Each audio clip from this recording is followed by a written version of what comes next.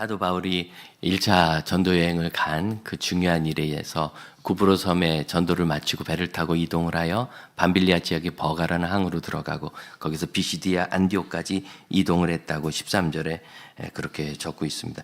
비시디아 안디옥은 버가 항구에서 한 200km 지금 길로도 그렇게 돼 있고 떨어져 있는 곳인데 아마 고대는 좀 더 멀었을 것 같아요. 왜냐하면 꾸불꾸불했으니까 아마 20~20% 정도 거리를 더 가는 그런 어려운 길이었을 것이고 지금 차로 가도 뭐 한나절 걸리지만 그 당시에는 훨씬 더 먼 길이고 이게 너무나 험한 산지거든요.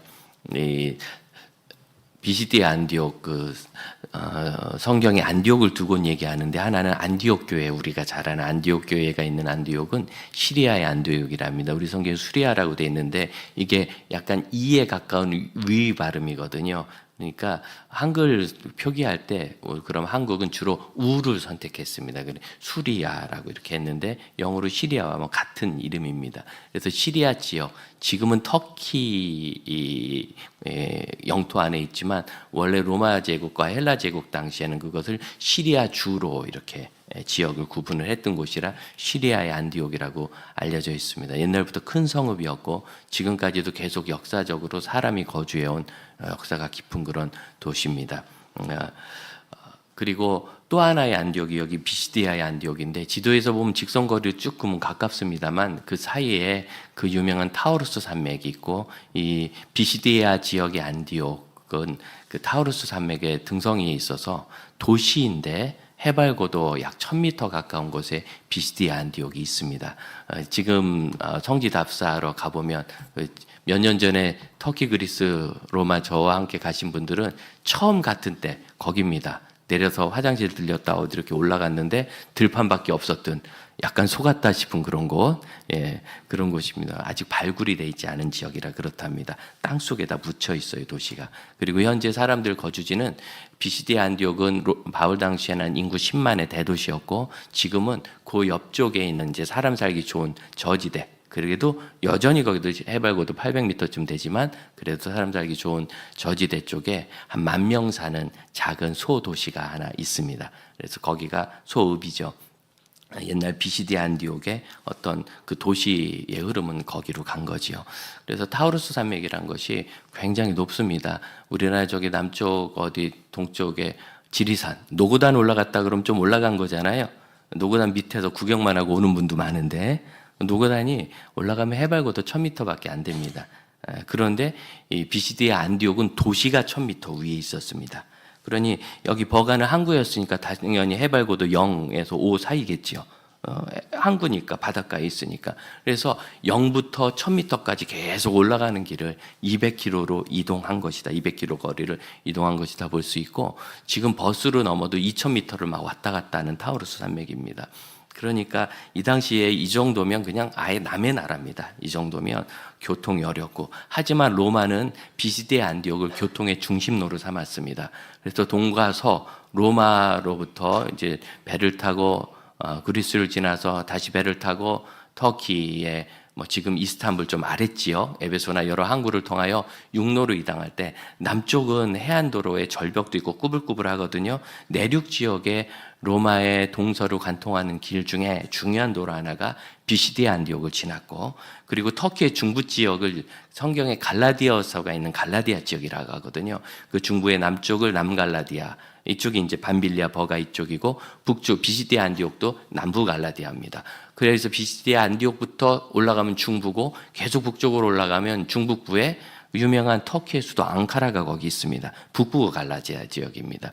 그래서 갈라디아를 북에서 남으로 로마 제국을 동에서 서로 관통하는 두 개의 중요한 도로가 교차하는 지역에 비시디아 안디옥이 있습니다. 여러분 해발 1000m 되는 데는 대도시가 설 수 없어요. 안디옥에 그 당시에 5~60만 인구가 살았다니까 와 대단하지만 비시디아 안디옥은 그냥 교통로입니다. 단순한 어떤 산업적 의미가 없어요. 그런데 교통로에 불과한 그곳에 이렇게 큰 도시가 세워졌다는 것은 그만큼 교류가 많았다는 뜻이죠. 그래서 사도 바울이 가만히 생각해 보면 이 비시디아 안디옥까지 간 것이 그냥 가다 보니까 간 것 같진 않아요. 누구나 어떤 분들은 그렇게 얘기를 하던데 안디옥에서 안디옥으로 간 겁니다. 이해되십니까? 안디옥이라는 것은 미케네 제국을 이뤘던 알렉산더 대왕이 갑자기 죽고 나서 그 부하들이 그 제국을 좀 나눠서 통치했는데 그 중에서 제일 몸통에 해당되는 제일 큰 영지를 셀류쿠스라는 장군이 차지했고, 후에 그가 왕조를 이루고 셀류쿠스 왕조가 결국 그 헬레니즘 제국의 주류가 됩니다. 그러면서 자기 아버지의 이름을 따서 두 도시를 건설했어요. 그것 중에 하나가 수리아 안디옥입니다. 아버지 이름이 안티오크거든요. 그리고 또 하나가 비시디아 안디옥입니다. 그럼 여러분, 아버지 이름을 일부러 따서 두 도시를 건축했으면 이게 두 도시가 어떤 의미가 있다는 거 아시겠지요. 그래서 제가 느끼기에는 바나바와 바울 일행이 선교를 출발하면서 우리 안디옥에서 출발해서 구브로, 바나바 당신의 고향을 거쳐서 다시 배를 타고 올라가서, 왜? 거기는 육로는 가기 어려워요. 어차피 타우로스 산맥을 건너야 되기 때문에 육로로 가기 어려우니까 백길로 그냥 해안으로 가지 말고 구브로 거쳐서 가가지고 구브로 섬을 관통해서 다 전도하고, 아마 바나바는 이전에도 자기의 섬 구브로 섬을 좀 들어갔던 것 같아요. 그래서 거기에 그리스도인들도 좀 있었던 것 같고, 구브로 출신 중요한 안디옥 교회 지도자들이 또 더 나오잖아요. 그러니까 돼 있고, 그리고 북쪽으로 올라가서 일부러 비시디아 안디옥까지 간 것 같습니다. 안디옥에서 안디옥까지인 거죠. 그러면서 거기가 뭘 생각했었겠어요? 이 무역로의 중심에 있는 이 도시에서 복음을 선포하는 그 일, 십자로 중요한 도로가 교통하고, 단지연이 우리나라 옛날 조치원처럼 교통 요지일 뿐인데도 10만의 대도시가 발전한 이 지역에서 복음을 선포하자. 그 복음 선포의 설교가 이 사도행전 10장 우리가 읽은 곳부터 13장 우리가 읽은 곳부터 13절 이후로 계속 나오는 겁니다. 사도 바울이 이때 전한 복음 설교는 사도행전 7장의 스데바니안 복음 설교와도 다르고, 이후에 몇 번 더 나오는 사도 바울의 복음 설교와도 많이 다른데, 왜 그러냐면 전도 초기이기 때문에 비교적 그가 하고 싶은 얘기를 원하는 대로 계획대로 다 한 것 같아요. 그러니까 아마 사도 바울은 다른 곳에도 복음 설교를 했으면 유대인들을 만났을 때 회당 중심으로 복음 전할 때는 이런 톤으로 설교했을 것 같아요. 어떻게 되느냐면 앞에 절반은 유대 역사를 통하여 예수 그리스도의 오심이 예정되어 있음을 증거하고, 뒤의 절반은 세례 요한 이후로 예수께서 오셔서 십자가에서 죽으시고 부활하신 일을 증거합니다. 그리고 자기들을 그 증인이라고 소개하면서 이 예수를 믿음으로 구원받는다고 적극적으로 초청하는 그런 구조로 이 설교가 되어 있습니다. 역사, 유대의 역사, 곳곳에 역사가 있는데요. 대표적으로는 이제 17절을 보면 애굽 땅에서 우리 조상들을 건져내셨다. 약 200만 명의 유대인들을, 장정만 60만 명 되는 사람들을 건져낼 때, 그때 바로가 얼마나 저항했습니까? 그들을 큰 능력으로 이기고.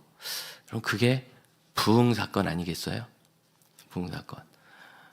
또 그 뒤로 선지자 사무엘 시대를 이야기하고, 그 뒤로 사울 왕과 다윗 왕, 그리고 다윗의 후손으로 오신 예수 그리스도, 그를 증거한 세례 요한, 그리고 예수의 죽으심과 부활, 이런 흐름으로 돼 있어요. 여러 인물들이 나오는데, 지난 특세 때 하나님께서 우리에게 주신 부흥의 은혜가 제게 있으니까 더 그런 것 같은데, 제가 새로운 것을 좀 보게 되었어요. 뭐냐면 그냥 유대인들에 대해서 지금 사도 바울이 언급한 몇몇 주요 사건들에 항상 대부흥 현상이 있었다는 거예요. 부흥이라는 거예요. 다시 붙자에 일어날 흥입니다. 다시 일어나는 것. 왜? 사람은 살다 넘어지거든요. 실패도 하고 역사도 주저앉는 것이 있고, 로마 제국도 1000년이나 갔지만 주저앉았고, 우리 한국은 한반도에서 5000년 동안 주저앉았다가 요새 처음 일어난 것과 다 마찬가지죠. 물론 그 전에 정조대왕이나 세종대왕 때 어떤 부흥기가 있었고, 신라 시대에도 좀 잘 나갈 때가 있었지만 그 영토 다 잃어버리고 그렇게 줄어들었는데, 그렇게 생각하면 좀 역사적으로 주목받는 부흥기는 지금인 것 같아요. 지금. 이러한 일어섬의 현상이 그 시대마다 있었다는 거죠. 17절을 보면 애굽 땅에서 나그네 된 그 백성을 하나님이 높여서 큰 권능으로 인도하셨답니다. 여러분, 큰 권능으로 인도하신 게 뭡니까? 1년 반입니다. 바로가 이스라엘 백성들을 내보내지 않으려고 하나님께 저항한 1년 반. 그 기간 하나님의 역사와 손이 얼마나 컸는지 애굽은 쑥대밭이 됐습니다.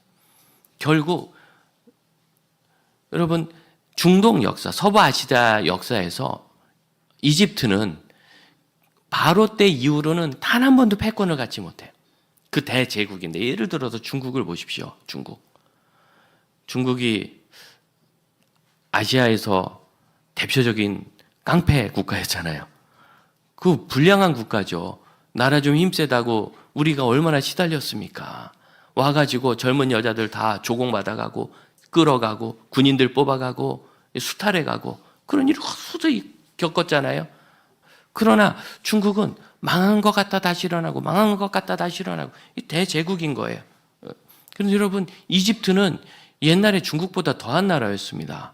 그 피라미드에 엄청난 걸 보십시오. 피라미드를 만들 때 돌 쪼아서 겉에를 다 돌로 엎었잖아요. 사진 보면 저도 못 가봤지만 어마어마한 사이즈입니다. 여러분 그때가 철기 시대가 아닙니다. 청동기 말기 시대예요. 그러니까 그걸 다 노쇠로 쪼아서 돌을 깬 겁니다. 돌 좀 깨보신 분들은 쇠로 쪼아도 잘 안 깨지는 건데 노쇠로 쪼아서 그게 어떻게 깨지겠어요. 그래서 그 당시 그 청동기 가격이 금값하고 똑같았대요. 그래서 인부들에게 이 정을 나눠주고 나서 무게를 재고 그날 퇴근할 때 무게를 또 쟀답니다. 워낙 비싸니까 뜯어가니까요. 이런 그만한 재원을 들여서 피라미드를 만들고 그런 대단한 건축물들을 석조물들을 만들었습니다. 그 돌도 애굽에는 안 나는 돌이에요. 미디안에서 육로와 해로로 거기서 아마 쪼아서 가져온 것 같은데 그렇게 옮겨야 되는 거 어마어마한 국가였어요. 그런데 여러분 출애굽 사건 이후로 애굽이 뭐 좀 했다는 얘기 들었습니까? 중간에 뭐 좀 국력 좀 버텨보려고 했지만 뭐 바로 모난돌 매맞듯이 두드려 맞고 도로 들어가고 지금까지도 이집트는 세계적인 빈국입니다. 이집트 여행 가기도 두려운 곳이에요. 석유로 나는 나라입니다. 일어서 본 적이 없어요. 이거를 출애굽 당시에 애굽이 하나님께 저항하다가 두드려 맞은 것 말고는 설명할 길이 없습니다. 역사적으로. 위대한 부흥 사건은 대적의 힘을 꺾는 하나님의 역사하셨습니다. 이 역사를 보면은요, 노아 홍수 때 대심판을 겪은 이후로 하나님께서 다니엘 사건에 이렇게 대단하게 개입한 일이 있었는가? 여러분 다윗이 그렇게 위대한 왕이었지만 하나님은 그렇게 개입 안 했잖아요. 바벨론 포로를 끌려가고 그들이 풀려날 때 참 그것도 대단한 일이었지만 느부갓네살 개인적인 꿈 뭐 이 정도였지 하나님이 그렇게까지 개입 안 하셨잖아요. 그런데 이 출애굽 당시는 정말 애굽을 가루로 만들 만큼 하나님이 1년 반 동안 개입하셔서 그들을 다 흔들어 두셨어요. 대부흥 사건이 그때 일어나서 그 부흥이 어떻게 됐어요? 광야 40년과 여호수아의 정복전쟁 30년까지 이어진 약 100여 년의 긴 부흥 역사가 된 겁니다. 부흥 사건입니다. 그 뒤로 성경은 사무엘을 이야기합니다. 30절, 20절. 선지자 사무엘을 사사로 두었다. 사무엘은 그런 부흥이죠. 어디가 생각나요? 사무엘의 미스바 기도회. 지금도 모여서 기도하는 걸 미스바 기도회라고 하지 않습니까? 미스바 기도회. 우리 교회도 우리에게 좀 각성과 자기 돌아봄이 필요할 때 미스바 기도회라는 이름으로 특세를 좀 했습니다. 집중 기도회도 했고 각성한 기도회, 사사시대의 암흑기를 끝내고 회개하고 하늘에서 정말 비와 은혜가 쏟아지는 그 기도회, 그리고 또한 쳐들어오는 대적 블레셋 사람들을 하늘에서 불과 벼락이 떨어져서 멸망시키셨던 그 기도회, 그 기도회가 미스바 기도회예요. 대부흥 사건이죠. 그 이후로 대부흥이 일어나서 사울이 서게 된 겁니다. 그럼 그 사이에 출애굽해서 가나안 땅을 정복하고 사무엘이 일어나기까지 사사시대 10여 명의 사사가 지나가기까지 사사시대 패턴이 이랬어요. 짧게는 수년에서 길게는 수십 년간 이스라엘이 하나님을 멀리하고 우상숭배하고 죄를 짓습니다. 그럼 하나님께서 점점점 그들을 고통 가운데 버려두십니다. 대적들이 쳐들어오고 막을 길이 없는 이스라엘은 주변 별것도 아닌 것 같았던 민족들의 노예가 돼가지고 처참한 삶을 해요. 우리가 무엇에 노예처럼 매달리고 사로잡히면 마치 그렇게 처참해지지 않습니까? 대단한 일이 아니더라도 작은 욕망, 작은 두려움, 그 있다고 별것도 아니고 막상 맞닥뜨린다고 죽는 것도 아닌데 한번 딱 사로잡히면 마치 노예 같아요. 이스라엘을 공격했던 민족들이 사실 그래요. 이전에는 이스라엘이 출애굽에서 가나안 정착할 때만 해도 댐비지도 못했던 그런 민족들입니다. 그런데 그들이 죄 가운데 있고 하나님 돌보시지 않고 버려두시니까 처참한 상황이 돼요. 그럼 그들이 회개합니다. 회개하면 부흥이 임하고 사사를 보내주시고 그들을 물리치시고 다시 여호와 신앙이 회복됩니다. 부흥 사건이 사실은 한 3, 40년 주기로 300년간 계속 일어났어요. 사사시대입니다. 저는 마치 우리의 인생과 같다고 생각합니다. 여러분, 우리 인생이 100여 년 사는데 30년 단위라만 해도 3번은 큰 부흥 사건이 일어나지 않겠습니까? 사사시대처럼. 가만 생각해 보세요.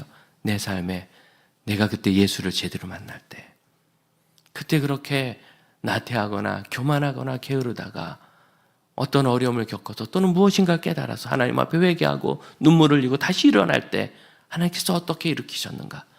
중요한 건 이겁니다. 그때 일어난 그 부흥을 100년간 가져가는가? 내 남은 생에 50년, 30년간 가져가는가?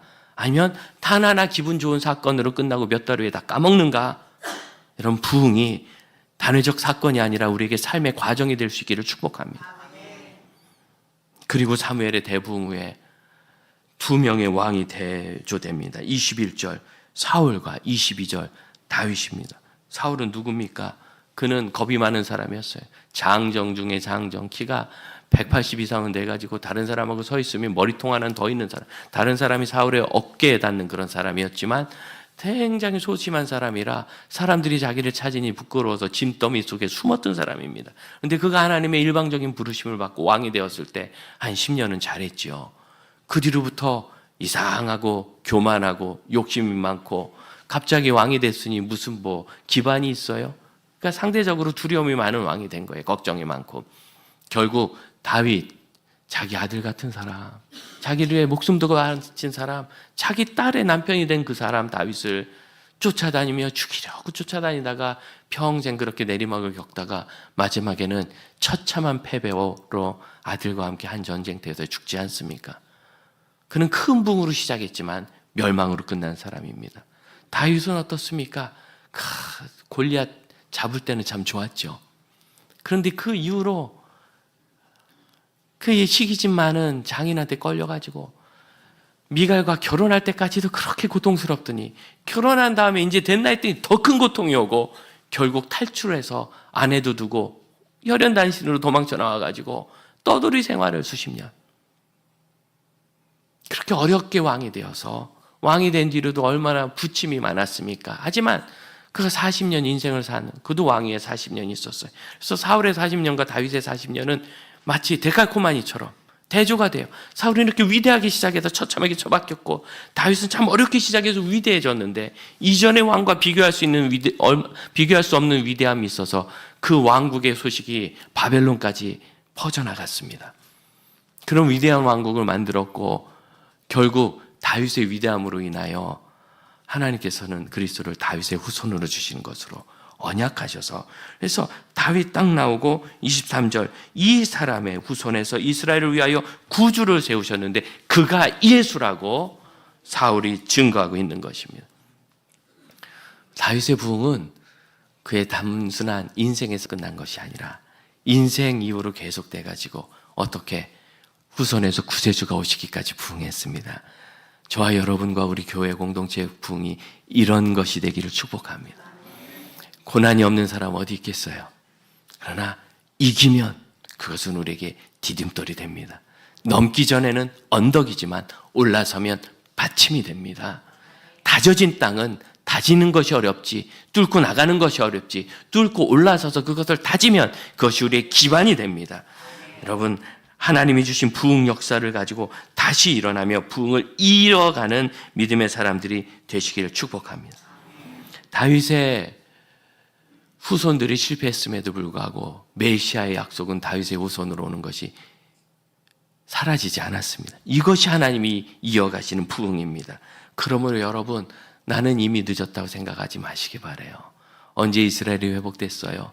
주권 다 뺏기고 왕들 다 끌려가고 왕족들 다 끌려가고 예루살렘 초토화되고 거기에 이방인들을 이주시켜서 강제로 살게 해서 이제는 다 섞여서 네 땅인지 내 땅인지 누가 살았던 곳인지 알아볼 수도 없게 되었을 때 하나님은 바벨론과 페르시아로부터 다시 회복과 부흥을 일으키셨습니다. 우리의 삶이 처참한 그곳에서 예수로 인하여 다시 일어나는 믿음의 사람들 되시기를 축복합니다. 그들에게 예수께서 무죄한 예수를 죄 있는 사람들, 법 없는 사람들, 율법도 모르는 이방인들의 손, 로마 사람들의 손을 빌려서 그를 십자가에 죽게 했으나 그러나 34절 하나님께서 죽은 자 가운데서 그를 일으키사 다시 썩음을 당치 않게 하셨다. 다윗은 죽어 썩어 있지만 그 묘가 우리에게 있지만 예수께서는 썩음을 당치 않게 하셨다. 그래서 부활시키셔서 37절 하나님께서 살리신 이는 썩음을 당하지 아니하였으니 38절 같이 읽겠습니다. 그러므로 형제들아 너희가 할 것은 이 사람을 힘입어 죄사함을 너희에게 전하는 이것이며 그 예수를 힘입어 죄사함을 얻는 것을 믿으시길 바랍니다. 이것이 성경의 가르침인 거예요. 성경이 이스라엘 역사책을 가르친 것이 아니라 구약을 연구하러 예루살렘에서 공부하면 예루살렘 학생들이 유학생들 우리 목사님들을 그렇게 놀린답니다. 우리나라 역사 공부하러 여기까지 온 이유가 뭐야? 이렇게 구약 성경을 자기네 역사라고 한다는 거죠. 아니요. 그들의 역사인 것 같지만 하나님은 그 역사를 통하여 예수를 만나게 하신 겁니다. 예수 그리스도의 역사고 그래서 성경은 복음의 역사며 성경을 발견한 것은 복음을 발견한 것이고 이 복음이 우리를 깨우쳐 하나님의 자녀가 되게 한 것입니다. 우리를 다시 일으키게 하는 거예요. 저는 전도하는 목사라 어떻게 예수를 믿게 됐는지에 대해서 관심이 많습니다. 그래서 극동방송에서 전국 생방송으로 일주일에 한 번씩 90분씩 어떻게 예수를 믿게 되는가를 같이 간증하고 구조적으로 설명하고 우리가 어떻게 전도할까, 나에게 구원의 확신과 헌신을 어떻게 가져갈까, 한 1년 반, 아마 그게 극동방송의 최초의 전국 동시 생방송이었다 그래요. 그렇게 월요일 저녁마다 출연한 적도 있습니다. 그때마다 사람들 스토리를 듣고 참 하나님이 하시는 일 놀랍다 생각했는데 제가 만났던 우리 성도들 중에서도 그런 희한한 분들이 많았어요. 한 청년은 미국에 유학해서 인문학자가 되기 위해서 미국 역사로 이제 석사 끝나고 학사 끝나고 이제 석사 과정 막 들어가는 20대 초반이죠. 하고 있었는데 갑자기 병이 왔습니다. 뭐 일어날 수가 없는 기어다니게밖에 안 된 거예요.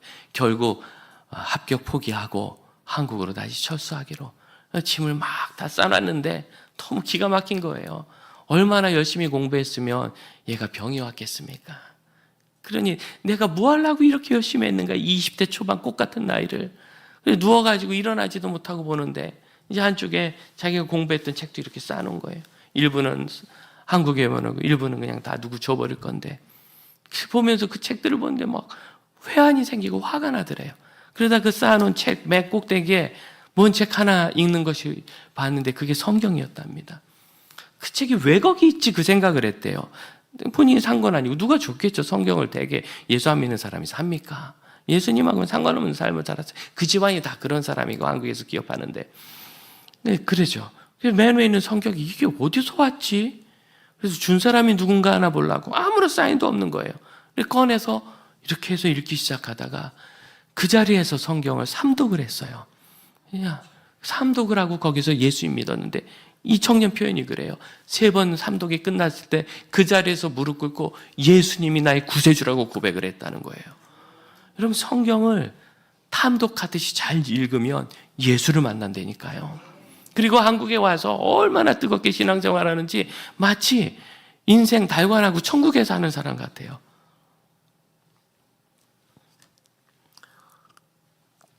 여러분 부흥은 말씀이 내 마음에 떨어지고 그 말씀에 자극을 받아 내 마음이 열릴 때 거기서 예수를 만나는 겁니다.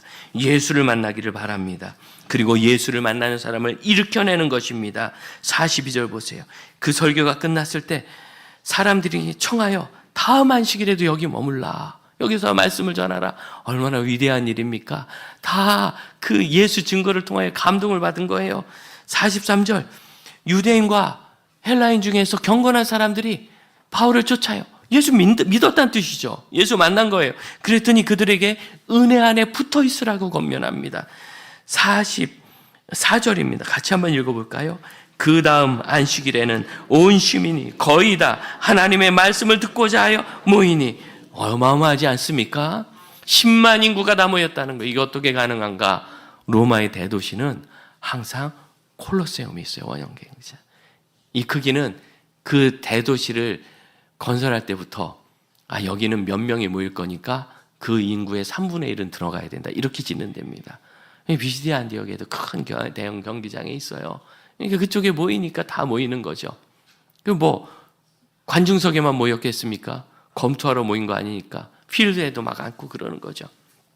참 대단한 부흥 역사가 거기 일어난 겁니다.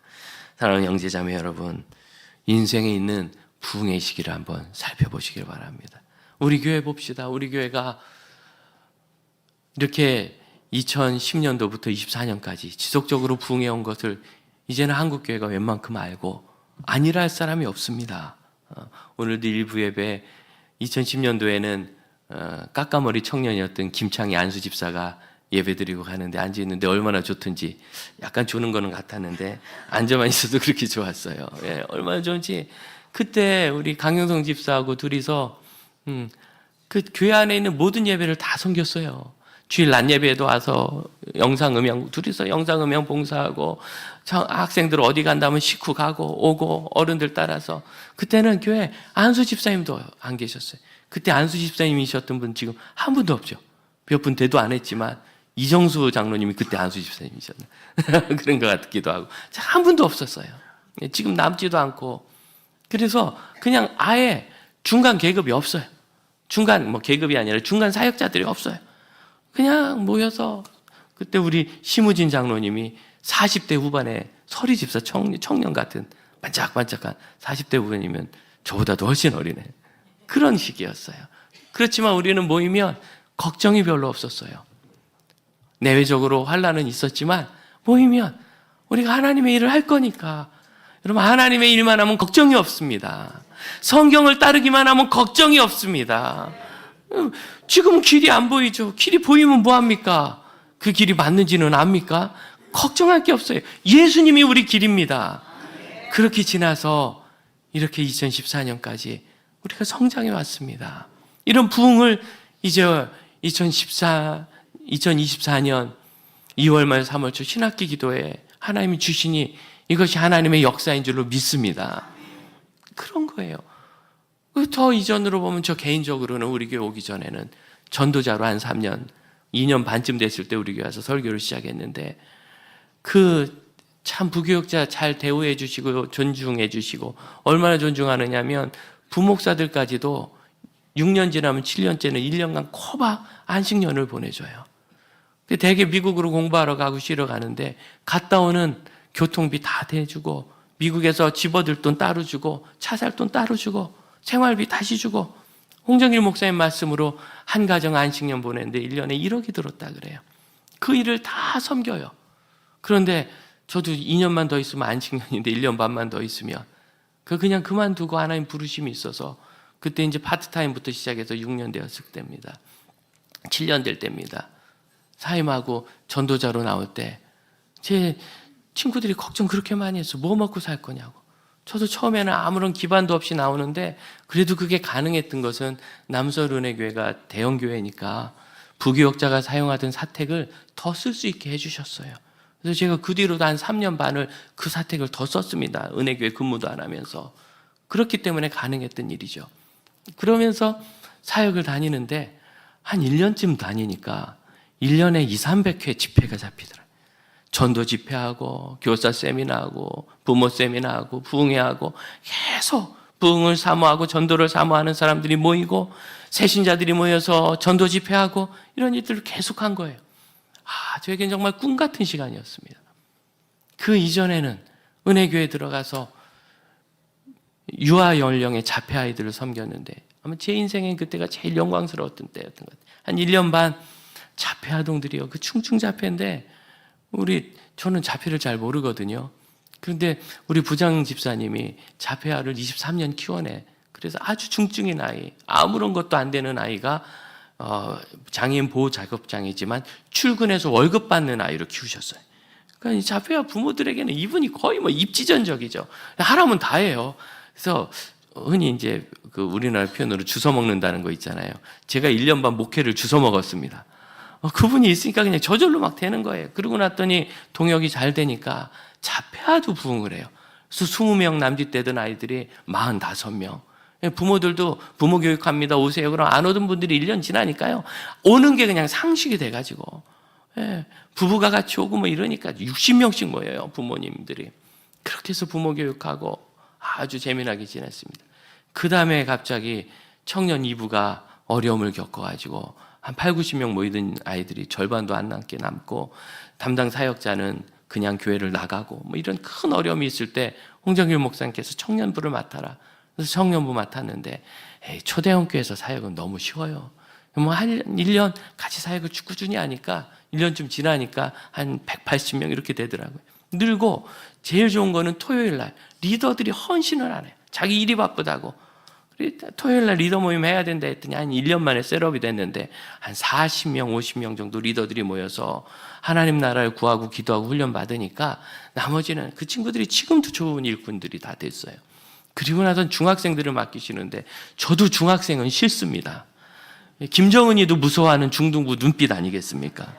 그래서 참 어려웠는데 그때 아이들을 통하여 정말 뜨거운 부흥을 봤어요. 수련회 가서 그 맡은 지 몇 주 되지도 않았는데 아이들이 새벽 2, 3시까지 기도를 해요. 그러면 저녁 7시에 집회 시작해서 새벽 2, 3시까지 기도하면은 어떻게 하느냐면 기도하다가 가서 라면 먹고 와서 또 기도하고 기도하다가 운동장 2바퀴 돌고 와서 그 밤에 별빛에 눈 내리는데 거기를 아이들 그렇게 눈 내린다고 좋아하면서 또 와서 기도하고 눈물 흘리고 부흥을 하나님이 주시고 그러고 났더니 1년 뒤에 한 140, 50명 시작한 중등부가 350명, 340명 넘게 전도주일에 모으고 평상시에도 300명 전후로 그렇게 출석을 시작해요.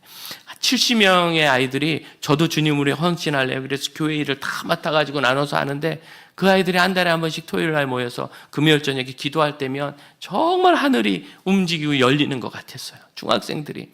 부흥입니다.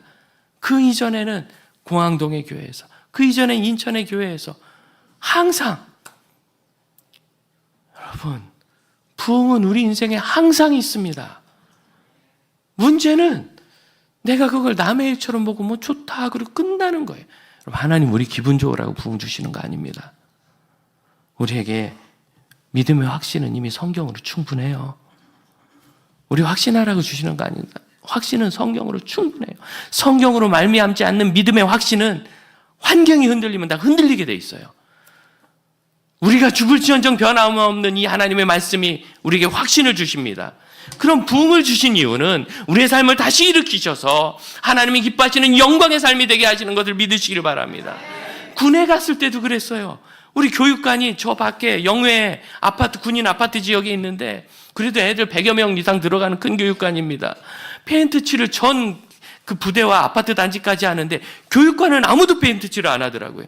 제가 사정 얘기하고 허락받아가지고 3일 동안 거기서 자면서 저 혼자 다 칠했어요.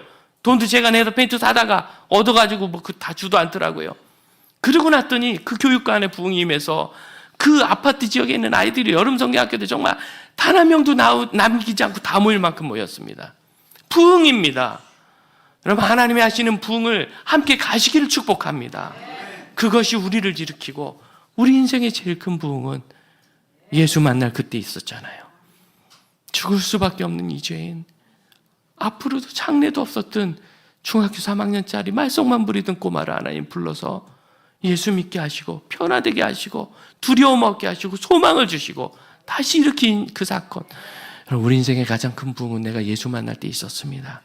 문제는 그것을 지금도 키워나가지 않는 데 있는 거예요. 언제든지 하나님의 말씀이 우리에게 임하면 부흥의 시작은 일어납니다. 그리고 주께서 그 역사를 주실 때 여러분 그 일을 남의 일처럼 생각하지 마시기 바랍니다. 우리가 아무리 계획을 세운듯 이것이 하나님의 계획만 하겠습니까? 우리가 무슨 열매를 성취한들 하나님의 주신 것만 하겠습니까? 우리가 무슨 목표를 가진들 하나님이 주신 거룩한 목표만 하겠습니까? 그럼 부흥은 하나님의 거룩한 뜻과 섭리로 우리를 이끄시는 건데 예수 믿으면 결국 복음의 때 우리가 다시 일어나 죽을 자에서 살 자로 소망 없는 자에서 영생의 소망이 있는 자로 변화되는 것이고, 우리의 삶의 방향이 복음으로 변화되어 복음의 왕이신 예수 그리스도를 따라 살다가 복음을 이루신 예수 그리스도 품에 안기는 것이 우리 인생, 복음의 인생이며, 이 복음의 인생은 우리 몸 곳곳에 뛰는 맥처럼, 그런 맥을 한의학에서는 그렇게 얘기해요. 심장이 뛰듯이 곳곳에 있는 근육들이 뛰어서 그곳에는 혈자리라는 거예요. 이 맥이 뛰기 때문에 곳곳까지 피가 다 가는 겁니다. 그 멀리까지. 우리 인생이 예수 믿는 후에 마치 맥점처럼 스팟이 있다는 거예요. 붕의 지점. 그 삶의 붕의 지점을 복음 안에서 만나시기를 축복합니다. 우리 함께 기도합시다.